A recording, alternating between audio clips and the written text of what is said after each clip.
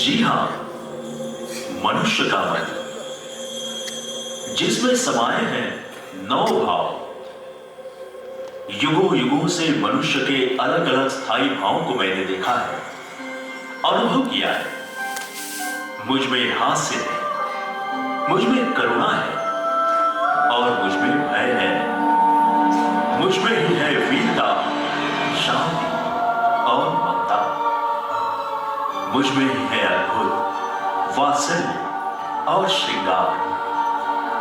मनुष्य के मन में मौजूद 9 स्थायी भावों को मैंने करीब से देखा है, क्योंकि मैं वो हूं जिससे इन 9 स्थायी भावों की उत्पत्ति होती है। जी हां, मैं हूं मनुष्य का मन।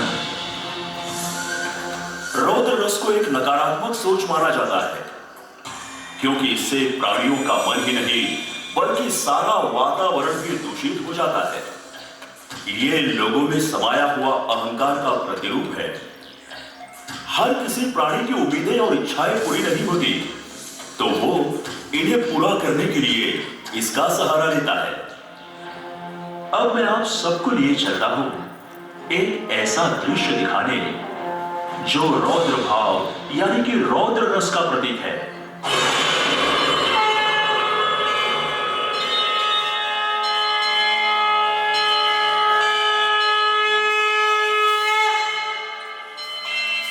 नारी शक्ति के सामने हर शक्ति फीकी पड़ती है। इसका प्रमाण है मां दुर्गा का अवतार।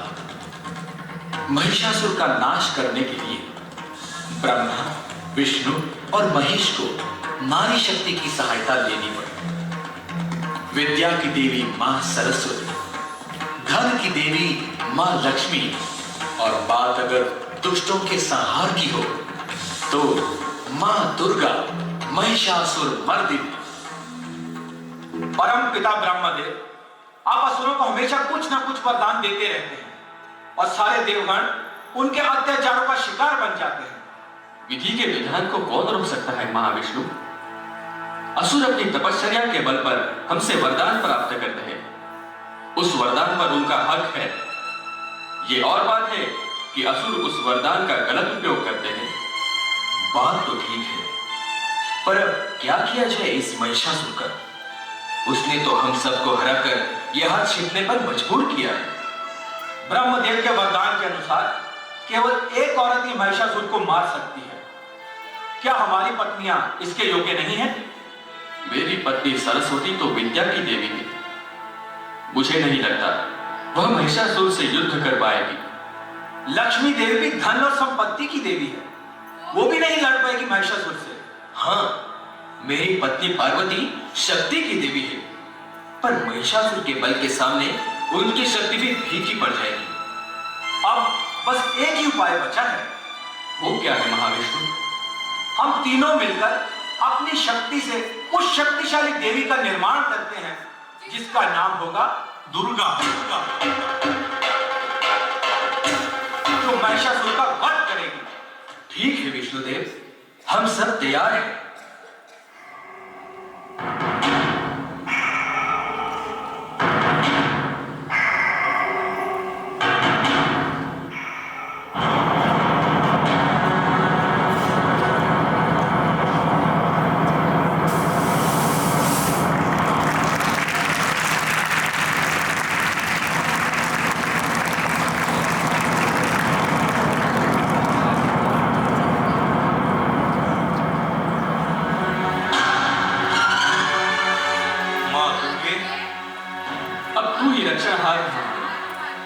मुक्ति दिला दो हमें इस महिषासुर के अत्याचारों से।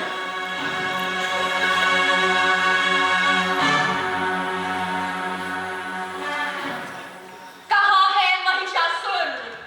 हे अत्याचारी, हे दुष्ट, सामने आ जा मेरे। तुम्हारा नाश करने आई हूं मैं।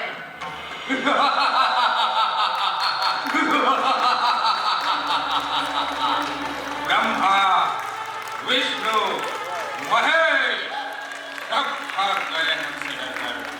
अब तुम आई हो हमसे लड़ने, और तुम तो एक नारी हो।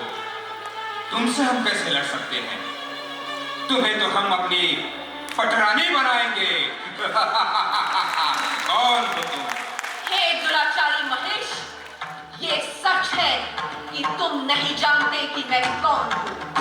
अगर जानते तो ऐसी बात करने का साहस कभी नहीं करते। हाँ, इसमें साहस की क्या बात है देवी? तुम मेरी पत्नी बनने के योग्य हो। चुप हो जा दुष्ट। हाँ, मैं यहाँ तेरी मधुर बातें सुनने नहीं आई हूँ, तेरा अंत करने आई हूँ।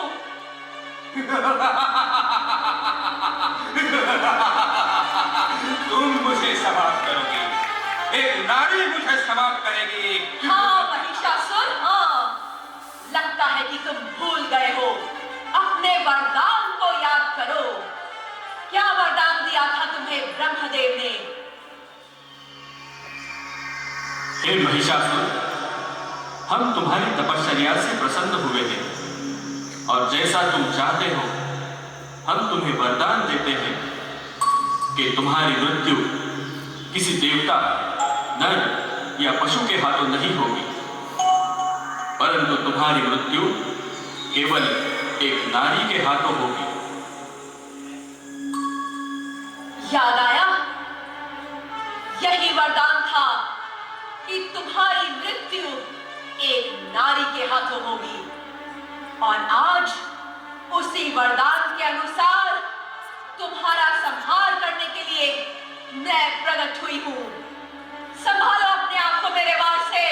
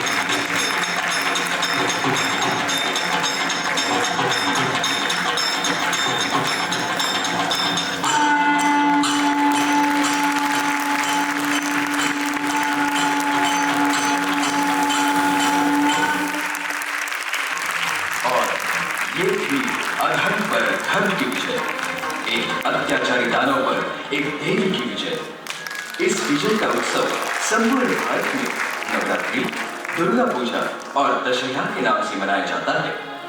श्री राम जी ने अत्याचारी रावण पर इसी दिन विजय प्राप्त की थी, इसीलिए इस उत्सव को दुगने उत्साह से मनाया जाता है। राम भक्त रामलीला का आयोजन करते हैं तो मां जगदम्बा के भक्त बड़ी धूमधाम से और हर्षोल्लास से एक खूबसूरत नृत्य करते हैं।